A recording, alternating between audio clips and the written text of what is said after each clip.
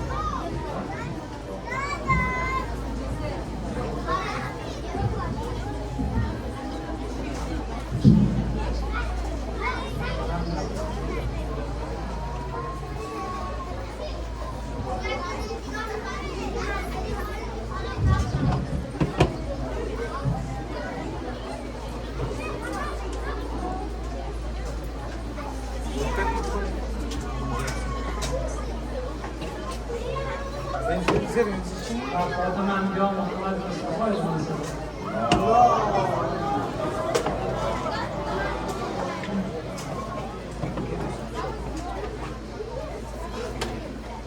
بسم الله الرحمن الرحیم. السلام علیک یا عبد الله و علی الارواح التي هلت بفنائك عليك مني سلام الله ابدا ما بقيت وبقي الليل والنهار فلا جعله الله آخر المهد مني زيارتكم.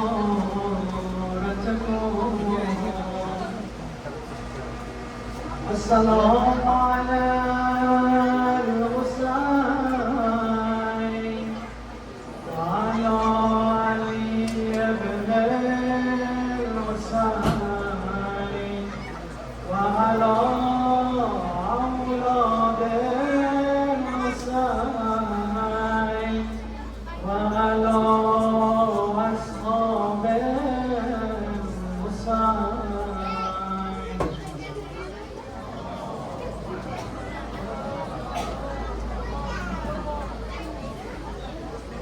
بسم الله الرحمن الرحيم.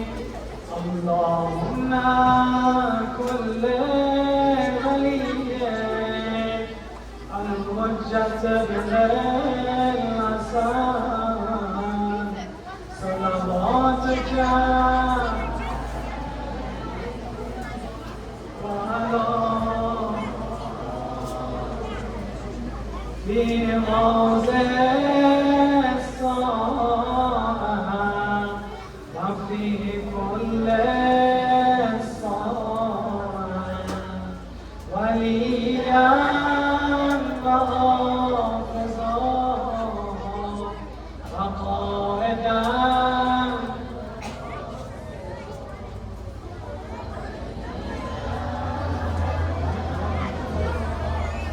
حتی تسکنه ارضک تمام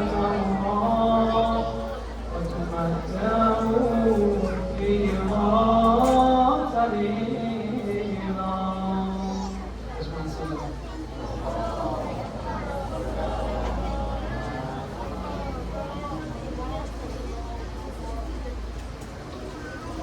از سلام رو ارادت میکنم خدمت سروران آقا امام زمان. انشاءالله که ایشان با فریادشان این دنیا رو نجات دهند. آقا صالح التماس دار هر کجا رفتی یاد ما هم باش. نجف رفتی کاظمین رفتی کربلا رفتی یاد ما هم باش. مدینه رفتی به پابوسه قبر پیغمبر مادرت سروران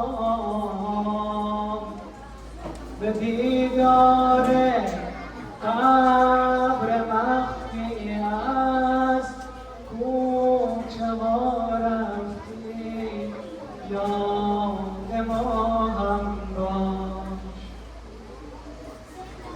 ابا صالح التماس دعا هر کجا رفتی یاد ما هم باش. نجف رفتی کاظمین رفتی کربلا رفتی یاد ما هم باش. صدا بزن یا ابن الحسن یا ابن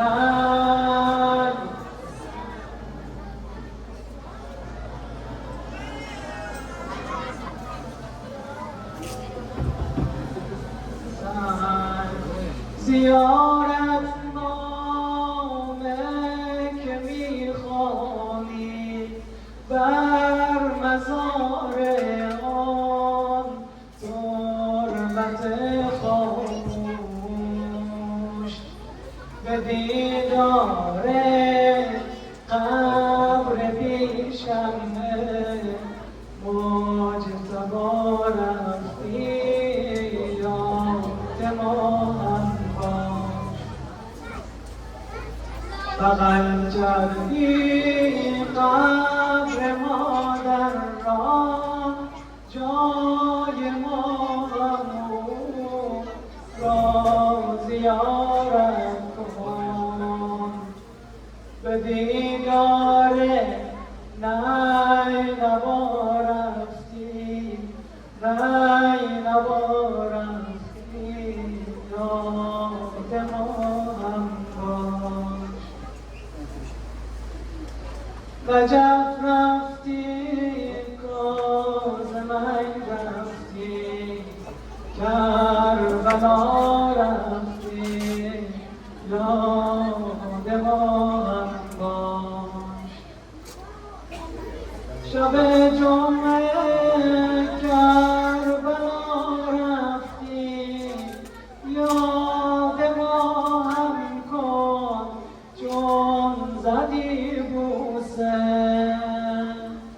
کنار قبر ابوالفضل با وفا رفتی یاد یاد ما هم باش یا بلال حسن یا بلال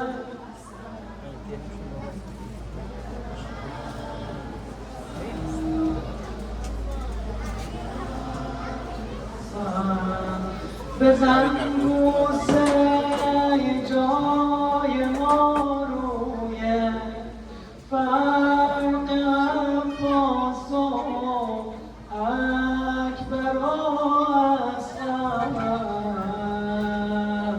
سر قبر قاسم و قبر عمه ها رفتی یاد ما هم باش به جای ما هم زیارت کن عمت ما کن اونج بیرانم برای بوسیدن آن دور دانه ها رفتی یاد ما هم باش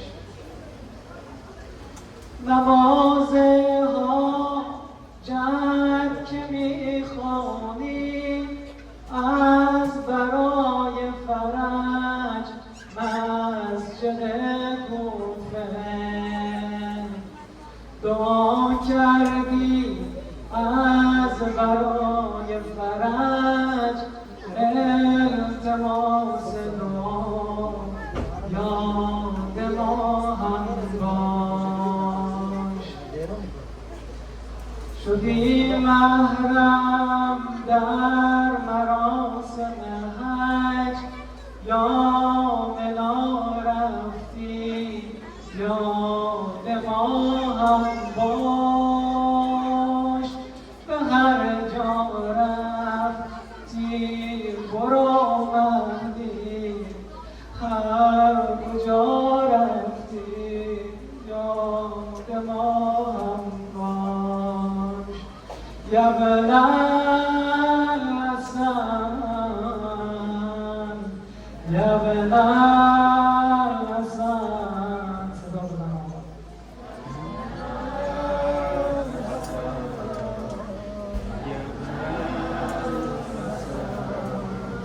به نیابت از گذشتگان و رفتگان گذشتگان این جمع حاضر بزرگ و کوچک وامیان مجلس من عاصی زیارت و عاشورا میخوانیم قربة الله بسم الله الرحمن الرحیم السلام علیک یا ابا عبدالله السلام علیک یا ابن رسول الله السلام علیک یا ابن امیر المؤمنین و ابن سید الوصیین السلام علیک یا فاطمة سیدة النساء العالمین السلام علیک یا ثار الله و بصاره والوتر الموتور السلام عليك وعلى الأرواح التي هلت بفنائك عليكم مني جميعا سلام الله أبدا ما بقيت وبقي الليل والنهار يا أبا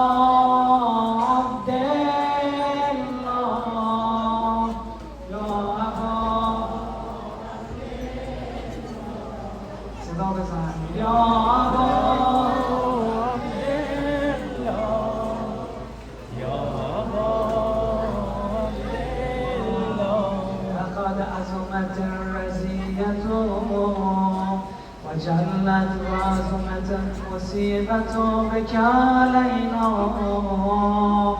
وعلى جميع أهل الإسلام وجلت وعظمت مصيبتك في السماوات على جميع أهل السماوات ولعن الله أمة أسس أساس الظلم والجور عليكم أهل البيت ولعن الله أمة دفعتكم عن مقامكم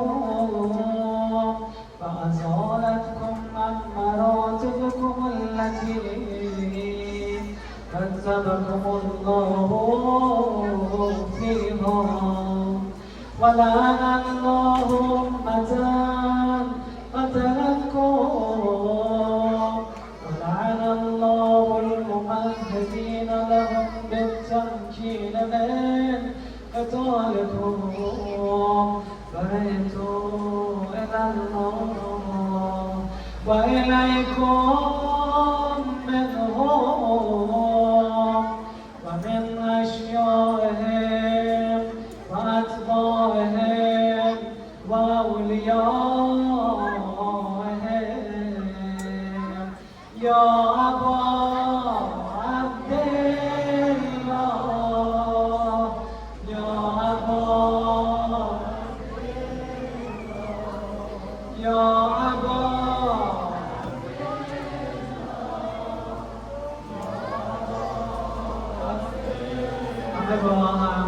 إني سلمان لمن صالمكم وحرب لمن هاربكم إني سلمان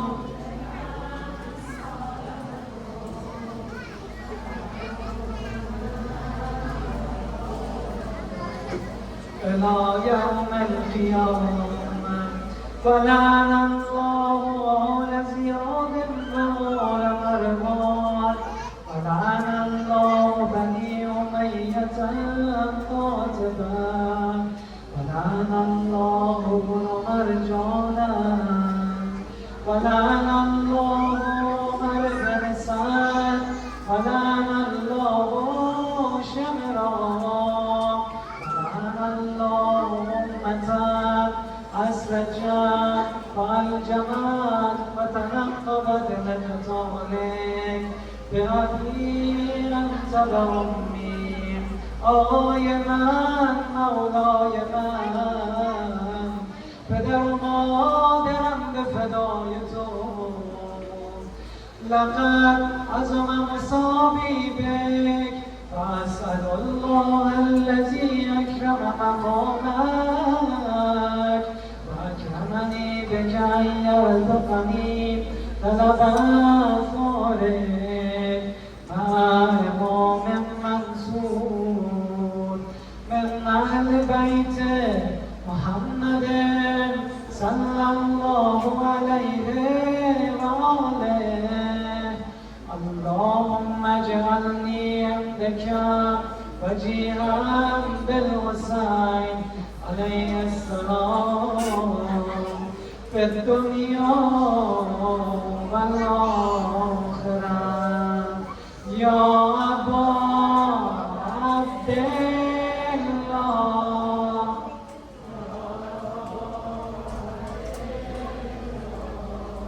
يا أبا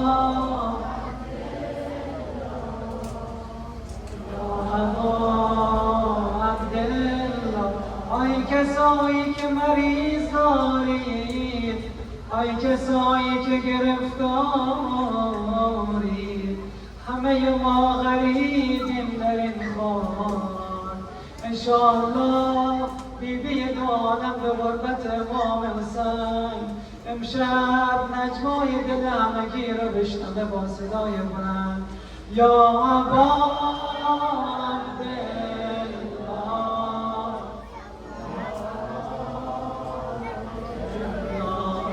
إني أتقرب إلى الله وإلى رسوله وإلى أمير المؤمنين وإلى فاطمة وإلى الحسن وإليك بموالاتك وبالبراءة ممن أسس أساس ذلك وبنى عليه بنيانه وجرى في ظلمه وجوره عليكم وعلى أشيائكم فرجعوا إلى الله وإليكم منهم وتقربوا إلى الله ثم إليكم بمبالاتكم ومبالاة غنيكم وبالبراءة من أعدائكم والناصبين لكم الهاد وبالبراءة من أشيائهم وأتباعهم إني سلمان لمن صالمكم وحرب لمن حاربكم وولي لمن والاكم وعدو لمن عاداكم. إني سلمان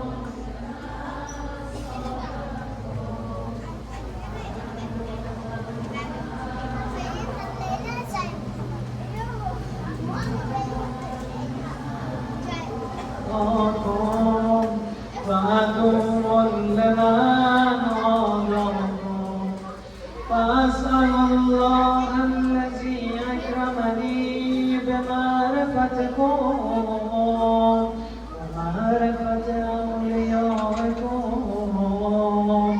ورزقني البراءة من أعدائكم أن يجعلني معكم في الدنيا والآخرة وأن يثبتني عندكم قدم صدق في الدنيا والآخرة فأسأله أن يبلغني المقام المحمود وهم عند الله وأن يرزقني طلب صالحكم مع المؤمن هدى ظاهر ناطق بالحق منكم وأسأل الله بحقكم وبالشان الذي لكم عنده أن يؤتيني بمصابيبكم أفضل ما يؤتي مصابا بمصيبته مصيبة ما أعظمها وأعظم رزيلتها في الإسلام وفي جميع السماوات والأرض. اللهم اجعلني في مقامي هذا ممن تناله من صلوات ورحمة ومغفرة. اللهم اجعل محياي محيا محمد وآل محمد ومماتي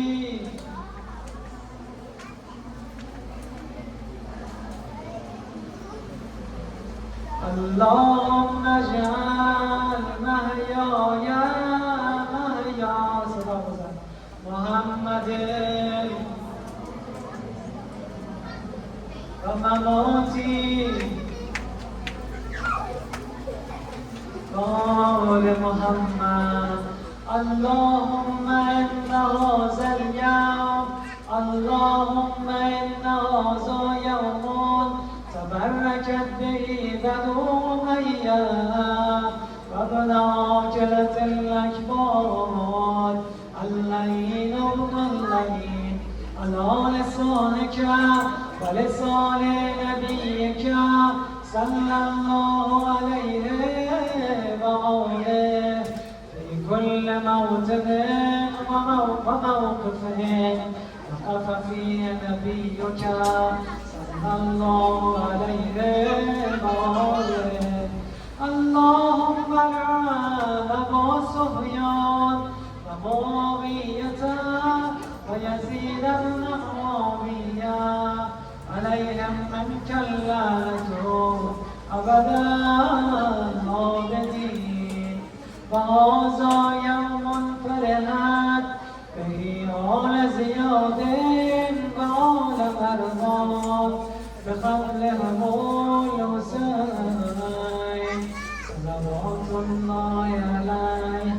اللهم فضائف عليهم اللعن منك والعذاب العليم.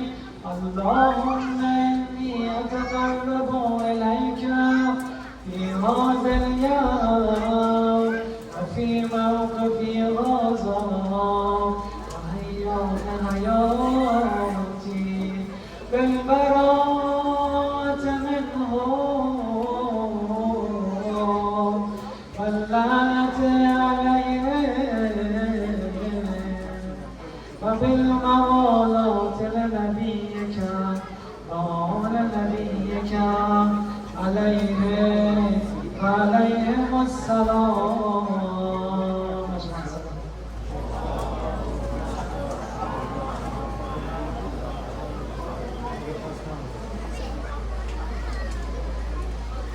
اللهم نقبل الظالم ظلم حق محمد وآل محمد وآخرته له ولا صادق.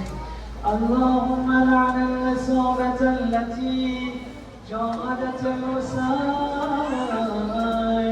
وشايت وبايت وتابت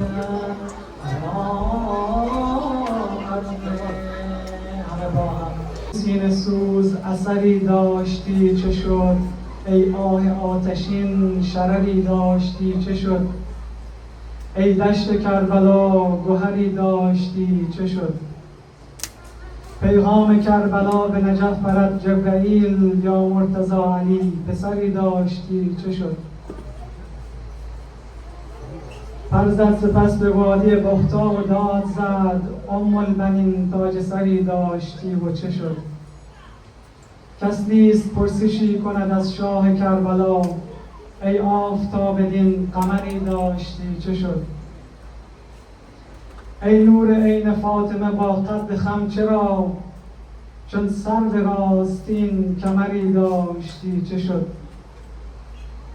ای اشک سینه سوز اثری داشتی چه شد؟ ای دشت کربلا گوهری داشتی چه شد؟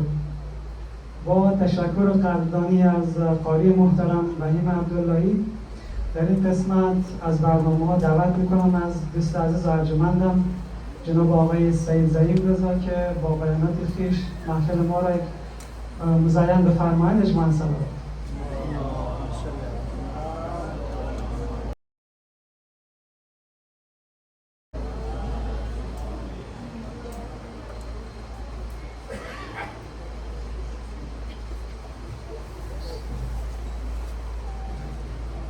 بر محمد و آل محمد صلوات.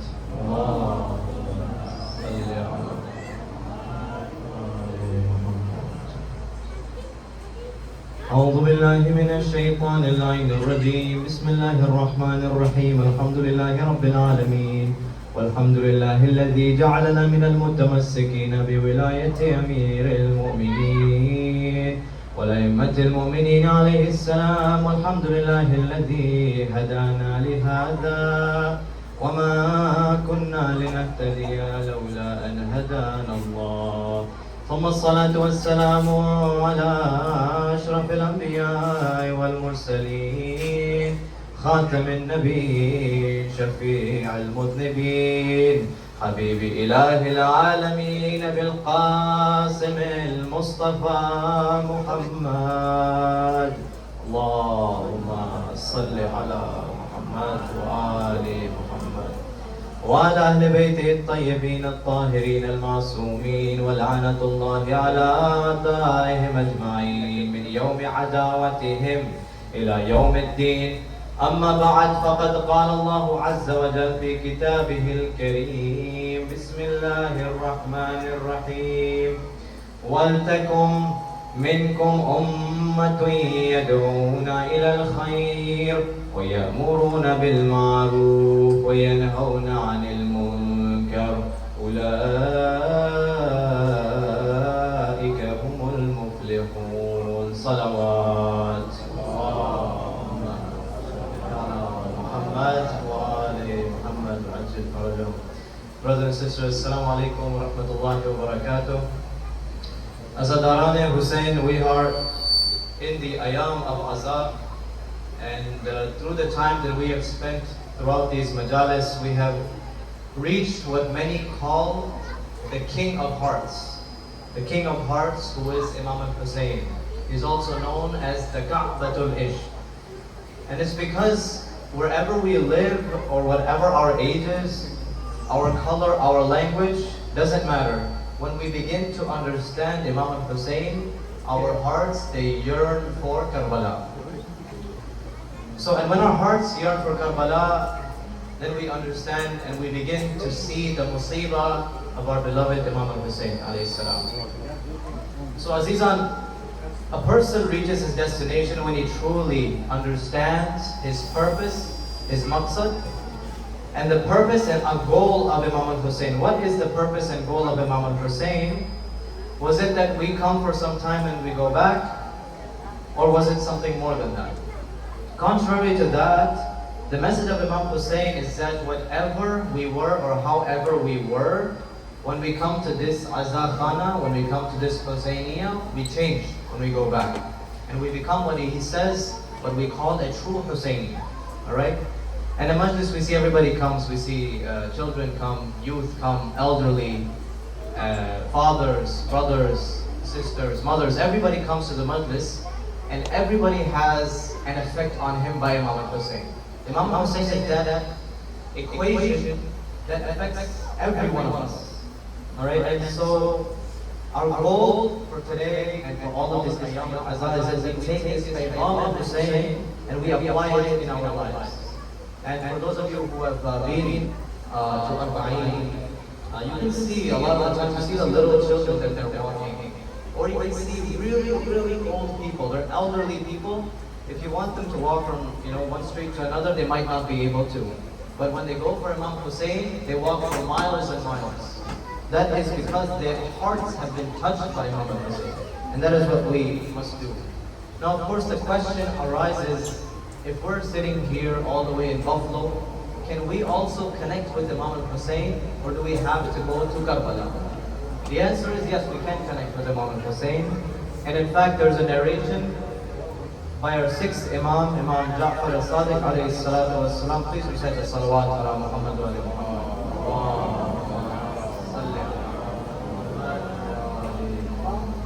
He was talking to a companion who said that he didn't get a chance to go for اربعین.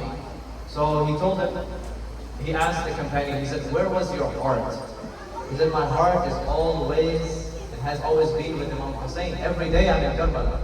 Then he says, if you recite Ziyarat al-اربعین on the day of اربعین, then what will happen is that Allah subhanahu wa ta'ala, He will send malaika to all over the world. He will take your ziyarah and He will personally deliver it to Imam al-Hussein. And then Imam al-Hussein, it doesn't end there. Imam al-Hussein will say, write for all of these people that recited Ziyarat al-اربعین with their hearts towards me, write for them that they were with me in Karbala. So literally, we can be anywhere in the world and yet we can still be with Imam al-Hussein. So, Azizan, Imam Hussein is always there for us to connect with him, and we should be connected to his message in literally every place and every situation. Like, why do these Shia, why do we mourn something that happened 1,200 years ago? Why is it that we still remember? Why is it we all are here today? And it's because, if you heard the saying, I'm sure you all have, كل يوم عاشوراء وكل أرض كربلاء, right? So it's because every day actually is a Karbala. Every land is Karbala. It's because there are Yazids of this time. Alright, we have to recognize the Yazids of our time. And of course, the status of Imam Hussein is so great. And just a little bit of fadila.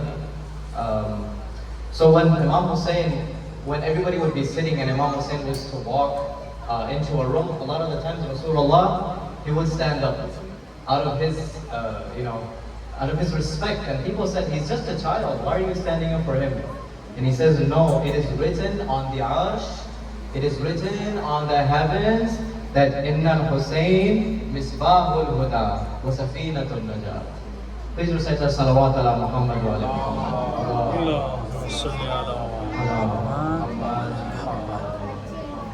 So very briefly today with all of you, inshallah, I wanted to talk about a message of Imam Hussein, a message that Imam Hussein directly told us. Something that you and me, he told this message. And it's about this ayah that I read. It says about Amr bil Ma'ruf and Nahi anil Munkar. It invites us to do good and avoid us from doing evil. Now there are many, many lessons, and I'm sure like the scholars and the elders, they have a lot they can benefit, they can give us on this. But I want to focus on some small aspects of Amr bil Ma'ruf. Alright, because this is the message Imam Hussein, he himself said. In fact, in his letter, when he was leaving from Kufa and going to Karbala, he wrote a letter. He says, إني لم أخرج آشرا ولا بطرا ولا مفسدا ولا ظالما وإنما خرجت لطلب الإصلاح في أمة جدي يريد أن آمر بالمعروف وينهى عن المنكر. I haven't then kharajtu, yani I have not rebelled for myself, for my pleasure, for my political benefit. No, nothing. I've rebelled because I want to do Islah, correction of my grandfather's nation, and this very important thing, I want to do Amr bil Ma'ruf and Nahi anil Munkar. This is the reason why I have stood up. So now we have to realize what Amr bil Ma'ruf really is. Sometimes we think that Amr bil Ma'ruf is like scolding people. So when I was in Sunday school, when I was, many years ago when I was a little younger, when we learned about Amr bil Ma'ruf and Nahi anil Munkar, we were like, okay, it's like, do this, don't do that. Just at the kid level. Do this, don't do that. Make your prayers, make your fast, don't do this. That's one level of Amr bil Ma'ruf. But really, Amr bil Ma'ruf is not scolding people. It's not like, oh, you did this wrong, you did this right, You have to, it's a little different. For example, when you guys are coming here today, this is one example of Amr bil Ma'ruf. Because you're promoting this environment for all of our kids, for all of ourselves even, Let's not kid ourselves. We need to be reminded of the Husseini environment, right? And also, for example, you wake your family up for Fajr. Your daddy comes, he wakes you up for Fajr, you're sleepy, you're tired.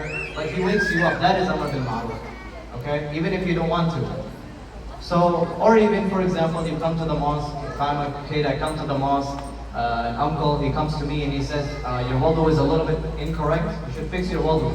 That is also Amr bil Ma'ruf, alright? So again, this is one aspect of Amr bil Ma'ruf. But there's another one, very quickly. In the time of Imam Ja'far as-Sadiq alayhi salam, his way of Amr bil Ma'ruf was the way of teaching, right? This is important, especially for like people who go to universities, colleges, or even the workplace environments. Why is this important? Because he lived in a time where there were so many ideologies, right? They ask questions about, does a God exist or does he not exist?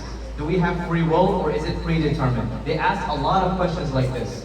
So what did Imam Ja'far as-Sadiq do? He replied to all of them intellectually. And he trained people so that they can also reply to them. So people like you and I, we would have the answers to everybody who says, is there a God? We can reply, yes, there is Allah. Is there one God or two God? We'll be able to debate. Alright, so this is the same environment we are living in today. Like maybe the people in schools right now, maybe you guys have heard about Stephen Hawking. Stephen Hawking was a physicist, and he said that God does not exist. He said that, and then he died. He was a paralyzed guy. I don't know if you guys watched his movie, but he said God doesn't exist, and people started believing him. So when he presents a scientific ideology, is positive energy, negative energy, God doesn't exist, it came from negative energy, turned into positive energy, all these things, people become confused. But we have to have that iman and then the knowledge to be able to reply to them. And if anyone, inshallah, they want to you know, some of the Hawla students, they got together and they made a reply to Stephen Hawking. So if anyone wants that reply, I do have it. Inshallah, I can forward it to you as well. So please recite salawat ala Muhammad wa ala Muhammad. Allahumma salli ala Muhammad wa ali Muhammad wa ajil farajah. Moving forward, in the interest of time, inshallah, in the time we live in, we see there's so much fitna and so much fasad, and it has increased against the Muslims and especially against the Shia. Right? Even now, for example, if you look at the general media, they've painted a negative image of the Muslims. Alright? So I wanted to share a story of a person. He was a Shia youth, like, you know, our age, he's young.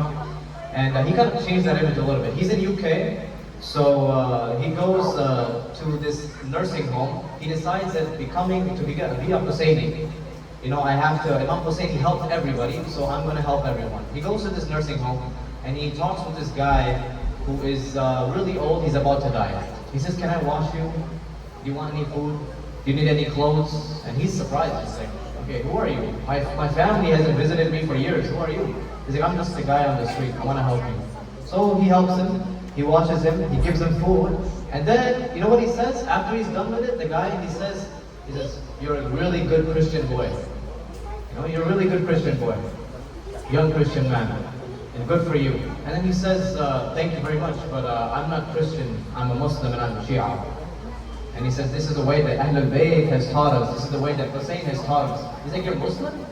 You're a Muslim?" He's like, "Yeah, I'm Muslim." He's like, "Is that what your religion teaches you?" He's like, "Yeah, this is what my religion teaches me. We have to care for our neighbors. If I know somebody is hungry, I cannot sleep. We are not supposed to sleep if we know somebody is hungry." That is the religion of Hussein, of the Ahlul Bayt. And then he says, "You know what?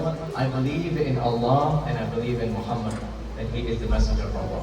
And at that day, he converted to Islam. 4 days later, that man passed away. Now imagine, he was about 65, 70 years old. He lived his entire life. At that moment, his heart, it went to become a Husseini. He became a Muslim and he went directly to the Ahlul Bayt alayhi salam. Please recite the salawat ala Muhammad wa ali Muhammad. So, really guys, the point I really want to make is that Amr bil Ma'ruf, it starts on the individual level. In fact, Imam Ja'far al-Sadiq, he said, حَسْبُ الْمُؤْمِنِ عِزًّا إِذَا رَأَى مُنْكَرًا أَنْ يَعْلَمُ اللَّهَ عَزَّ وَجَلَّ مِنْ قَلْبِهِ إِنْكَارَهُ. He says, it's an honor, a sharaf for a believer, that if he sees something haram with his eyes, Allah knows that in his heart he hasn't accepted it. Alright, now it means basically, for example, if I see something haram, if I can't say anything about it, I can't physically do anything about it, but I feel this is wrong. That is the sharaf of a believer. And the problem is here in the Western society. You know, I grew up here, I was born here, I was raised here, and really what the problem that I see is that after a time we become accustomed to it. It's adi, it's normal, right?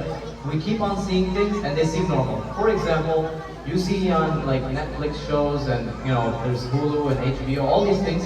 What do we see? We see you know like alcohol and you know not mahram and things like that. It's become so common. The main character, whenever he's going through a period, he drinks a period of like you know breakdown. He drinks alcohol. It's so common. You know in every scene literally you see that. And as a Muslim, we can't even touch alcohol. It's right here. We can't grab it and put it over there. We're not supposed to even touch it, right? But we see it so much, it's become accustomed to it. It doesn't affect us anymore. So the question we really should ask, and this is just one example, in the interest of time, inshallah, I won't be able to go through all of it, but a lot of the things that we see on our media, it really fills our mind. If we don't have the exposure to Ahlul Bayt as is today, and all these other things, 24/7, I'm in the university, I'm at work, you know, things like that. These are affecting my mind. It's really taking over my mind. And if it can take over our minds, then of course the youth, it can easily dominate their minds as well, if you do not give them a correct exposure. All right, now, really quickly, example. After World War II, for example, they made a lot of movies and videos to sympathize with Yahud, and he sympathized with the Jews. So, the idea was good, that you support that people should not be persecuted, right? But the problem is, now, for example, if you speak up against, hey, did the Holocaust really happen? Why is atrocities been going on in Palestine? Why is Israel committing atrocities? Why is the Zionist regime committing atrocities? Why are they doing that? They're killing people daily. Why are they doing that? You can be labeled as an anti-Semite. In fact, one of the senators, her name is Ilhan Omar, she said that statement against Israel, and they labeled her as anti-Semite, and she retracted her statement. She said, I'm sorry, I just didn't mean it that way, yada yada yada. So she declined her statement. So it's really hard to even speak up. And another thing that I've actually talked with a lot of the youth and even the elderly is a psychiatrist that I talked with. They say that nowadays we can't even speak up our beliefs about, like, there's things about LGBTQ. And our beliefs as a Muslim, it's haram, it's wrong. But it's so prevalent, we can't even speak our minds that it's wrong. We can't even say it, right? In this country of freedom of speech and a country of freedom of expression, we can't really express our beliefs a lot of the times. All right, so now, the idea is I just wanted to bring this to our minds. Why is this important? Why am I bringing all of this up? It's because this is what Imam Hussein alayhi salam, this is what he says, that this is my main message. An amara bil ma'ruf wa naha anil munkar. This was my main message that I'm sending to all my Shi'as. And so the first step in becoming a true Husseini, the first step is that we really have to look at ourselves and we have to work on ourselves. We have to recognize all these wrong ideologies, these Yazidi ideologies. We have to recognize, for example, the Yazidi leaders of our time, and we have to learn to reject them. Imam Hussein, he says no. Imam Hussein, he said no. He says, for example, even when we say the kalama, what is the kalama? If I ask the young people, everybody knows, La ilaha illallah. The first part of our kalama starts with La. La means no. It means no. We do inkar. We reject. So what do we reject? We reject everything that is not Husseini. We do this inkar. We do nahi and munkar. Nahi. It's wrong. Similarly, we have to reject the Yazids of our time. The ideologies that are wrong, that are not Islamic, we have to reject them. And if we want our next generation, inshallah, to grow up with the Husseini ideals, then we have to be able to make this environment for them so that they can teach or they can adopt this lifestyle. One of the ways some of our ulama, they said, is that try to make sure that the youth are more active. Make sure that they are kind of organizing the majalis. They are the ones giving some speeches. They are the ones who are reciting, for example, doing Latuniya, Sina Zani. It's good. It's a strong culture, actually. There's a German scientist, really quickly before I end. There's a German scientist, or a politician. He said, these Shia people, they have Ashura and they have اربعین. If the Germans, they had Ashura and they had اربعین, we would conquer the entire world. That's how strong our ideals are. That's how strong Ashura and اربعین are. That's how strong the message of Hussein is. It penetrates to the hearts of people around the world. And of course, so our best example of a person who did Amr bil Ma'ruf is Imam Hussein. He lived in a time where there was not only false ideologies, but false leaders that people had accepted, like Yazid. They accepted him. The reason why he went up against Yazid, he did not hate Yazid, he hated the ideology of Yazid. He hated the najasat that Yazid was. He hated him. That not him, but that jahala and all these things. So he said, there's an important thing before I go to Masahib. He says that a man like me cannot give bay'ah to a man like Yazid. Alright? And similar to Imam Hussein. If we want Imam Hussein to say to these people that, if we want Imam Hussein to say that these are my Husseinis, these are my Husseinis, then we must stand up against these false ideologies by first learning, but also we have to stand up against the Yazids of our time. Until we reach the point that we'll say, men like us, or women like us, or youth like us, we don't do things like that. We don't go to gatherings like that. We don't support ideologies like that. Until we reach that, we don't go to any of these sinful gatherings, we are true Husseini, this is our identity, that is the stage that we want to reach. Now inshallah, mu'mineen, today is the day of اربعین. of children. You know the number 40 is very significant in Islam. There's a tradition in which the Ahlul Bayt, they said to Abu Zar, Ya Abu Zar, when a mu'min, when a real believer dies, the earth will cry for that believer for 40 days. And the earth will complain to the people, do you know who you lost now? Do you know the barakah of the person that you just lost? Alright, because of the departure of this individual. Now mu'mineen, imagine how the earth cried for Imam al-Hussein alayhi salam. And we continue to weep and cry for Hussein 1300 years later. And because this is the barakah of a huge and great personality, the king of our hearts, Imam al-Hussein, Abu Abdullah al-Hussein. Sallallahu alayka ya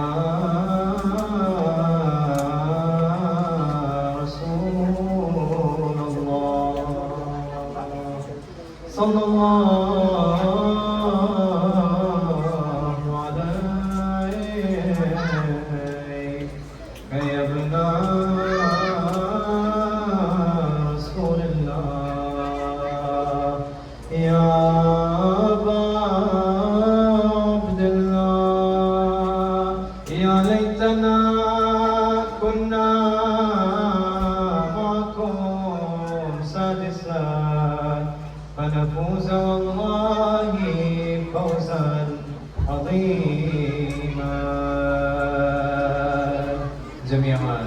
السلام على الحسين وعلى علي بن الحسين وعلى أولاد الحسين وعلى أصحاب الحسين. Peace be upon that body of which was covered in wounds and lay on Karbala for 3 days. And peace be upon the chest of Imam Hussein, the chest that was hugged by Fatima Zahra, the chest which was hugged by Amir al-Mu'mineen, the chest on which Ruqayya would sleep. Peace be upon this chest in which Shimar bin Jamshan would sit, and peace be upon the headless body of Abu Abdullah. When Yazid La'natullahi alayhi was freeing the family of the Prophet from the prisons, they put the Ali Rasul in a room so that they could get the heads of the shuhada. One of the women would cry out, Wa Husayna. Another would remember the 6-month-old infant who was killed by an arrow to his neck. Wa Ali Asghara, she would cry. Another would remember the beautiful young man who was killed with a spear to his heart in front of his father. They would cry, Wa Ali Akbara. And then they would remember the courageous brother of Abu Abdullah who didn't return from the battlefield because he did not want to see Sakina without water. And they said, Wa Abbas. Was before they were giving the heads of the shuhada, they said that the Barukat and the Saduqat and the possessions of their family. Someone brought the chadar tathir, the veil of purity, and Zainab said, give me my mother's chadar. Then 2 small earrings came, they belonged to a little girl that were snatched from her ears. Rabab took the earrings and cried. She said, the girl whose earrings are these is no longer alive. Then a man brought a ring. Zainab asked Imam Sajjad, whose ring is this? He said, it is my father's. The man who took it couldn't get it off, so he cut the finger of my father, Hussein. Wa Husayna wa Ghariba. Then the head started coming. The first head was of a baby. Rabab took this little head in the cloth of her burqa. Then a head with a beautiful young face came. Layla rushed to take the head of her son, Ali al-Akbar. Then Farwa came forward and took the set of her son Qasim. She looked at his face and she said, I don't remember the marks of the hooves of horses. Then another head came, it wasn't on a spear, it was in a bag. Kulthum came forward and took the head of Abbas.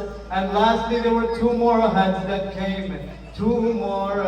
No one was coming to take them. All of the women looked at Zainab. Then Billah said, Oh my lady, will you not say farewell to your son? She said, Ana Zainab bint Ali ibn Abi Talib. We do not take back the sadaqah. We give in the way of Allah. على لعنة الله على القوم الظالمين سيعلم الذين ظلموا أي منقلب ينقلبون. Brothers and sisters, I ask that Allah subhanahu wa ta'ala kabul accept all of our a'mal and all of our ibadat, and that He give the sawab of this majlis to all of the people here, to all of their families, to all of the marhumeen, and the people who are being killed in different countries, including Afghanistan, Pakistan, Syria, Lebanon, Iraq, and all of the shuhada. They receive, and all of the marhumeen, they receive the thawab of this majlis. Please recite the Fatiha and 3 times full for all of our marhumeen. Sallu ala Muhammad wa ali Muhammad. Allahumma salli ala Muhammad wa ali Muhammad.